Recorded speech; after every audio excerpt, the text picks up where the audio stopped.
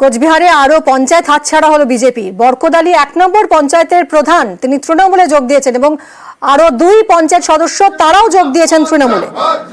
শুভঙ্কর আমাদের প্রতিনিধির সঙ্গে কথা বলবো। শুভঙ্কর, তাহলে এই বরকদালি 1 পঞ্চায়েত ইকুয়েশনটা কি হলো? এটা কি তৃণমূলের দখলে চলে এলো?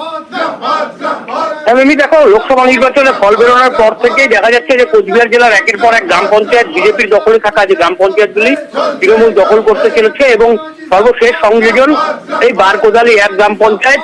এই 1 গ্রাম পঞ্চায়েতের 18টি আসনের মধ্যে গত পঞ্চায়েত নির্বাচনে বিজেপি 13টি আসনে জয়ী হয়েছিল এবং তৃণমূল 5টি আসনে জয়ী হয়েছিল। ফলে গ্রাম পঞ্চায়েতের দখল নিয়েছিল বিজেপি। গতকাল বিজেপির যিনি গ্রাম পঞ্চায়েত প্রধান সুদর্শন রায় সহ 2 জন আরো পঞ্চায়েত সদস্য তারা তৃণমূলে যোগ দেন।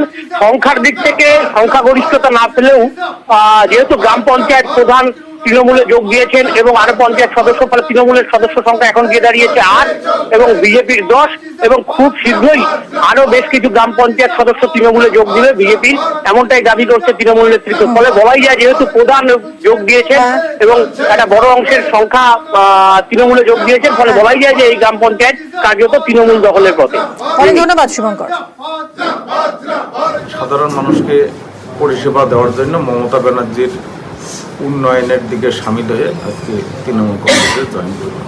কোনো রকম ভয় বা কোনো রকম চাপ সৃষ্টি করা হয়েছে আপনার উপরে? না।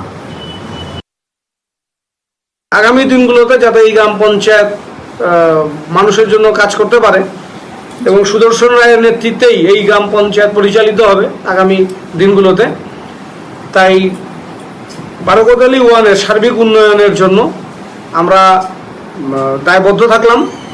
জেলা তৃণমূল কংগ্রেসের পক্ষ থেকেও এই অঞ্চলের প্রতিটি মানুষের জন্য যাতে ব্যাপক উন্নয়ন করা যায় সেই দিকটাতে আমরা সুনজর রাখবো।